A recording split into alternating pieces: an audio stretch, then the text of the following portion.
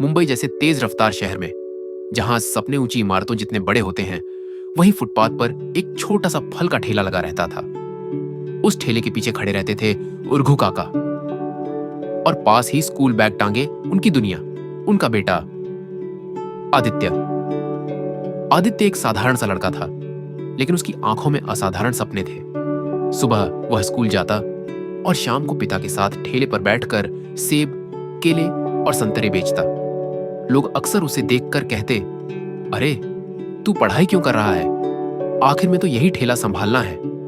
हर बार यह सुनकर आदित्य के दिल में कुछ चुभता जरूर था, लेकिन वह चुपचाप खुद से कहता, मैं ठेला संभाल सकता हूं, लेकिन सिर्फ ठेले तक सीमित नहीं रहूंगा। आदित्य का जीवन संघर्षों से भरा था।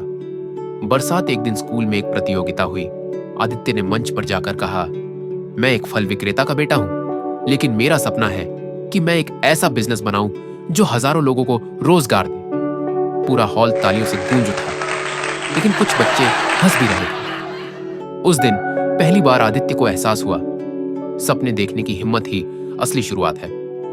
द कॉल पर अगले ही दिन हकीकत ने झकझोर दिया। पिता बीमार पड़ गए। ठेला चलाने की जिम्मेदारी पूरी तरह आदित्य पर आ गई। पढ़ाई, घर का खर्च, दवाइयां, सब एक साथ। आदित्य कई रातों तक सो नहीं पाया। उसने खुद से पूछा, क्या सपनों का समय खत्म हो गया? एक दिन एक बुजुर्ग ग्राहक रोज की तरह फल खरीदने आया। उसने आदित्य को परेशान देखा। बातों बातों में उसने कहा, बेटा, हालात इंसान को तोड़ने नहीं, बनाने आते हैं। अगर तू आज हार मान लेगा तो जिंदगी तुझे कभी माफ नहीं करेगी। वह आदमी एक रिटायर्ड बिजनेस प्रोफेसर था। उसकी बातों ने आदित्य के अंदर फिर आग जला दी। आदित्य ने ठान लिया, मैं हार नहीं मानूंगा। उसने ठेले पर एक बदलाव किया। अब वह सिर्फ फल नहीं बेचता था, वह ग्राहकों को बताता था कौन सा फल किस बीमारी में फायदेमंद है। उसने एक तख्ती लगाई, सेहत भी बिकती है यहाँ। शुरुआत में लोग मजाक उड़ाते, दूसरे ठेले वाले जलते। कई दिन घाटा भी हुआ, लेकिन कुछ ग्राहक नियमित आने लगे। आदित्य ने मोबाइल से छोटे वीडियो बनाकर सोशल मीडिया पर डालने शुरू किए। आज का सेहत वाला फल। धीरे धीरे लोग उसे पहचानने लगे। एक दिन नगर निगम ने सारे ठेलों को हटाने का आदेश दे दिया। आदित्य का सब कुछ खतरे में पड़ गया। उस रात वह रोया, लेकिन अगले ही पल उसने खुद से कहा, रोने से कुछ नहीं बदलेगा। उसने ऑनलाइन डिलीवरी शुरू करने का फैसला किया। घर से फल पैक करके साइकिल से डिलीवरी।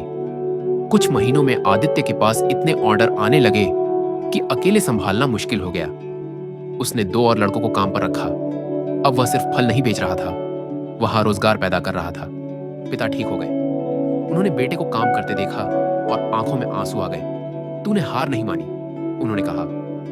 कुछ सालों बाद उसी शहर में फ्रेश आदित्य फ्रूट्स नाम की दुकानें खुल चुकी थी। आदित्य अब एक सफल युवा उद्यमी था, लेकिन वह अब भी हर सुबह पिता के चरण छूता था। एक स्कूल में भाषण देते हुए आदित्य ने कहा, मैं अमीर नहीं था, लेकिन मैंने हार नहीं मानी। अगर आप भी आज संघर्ष में हैं, तो याद रखिए, नेवर गिव अप। जिंदगी किसी को आसान रास्ता नहीं देती, लेकिन जो इंसान हार मानने से इनकार कर देता है, उसी को मंजिल मिलती है।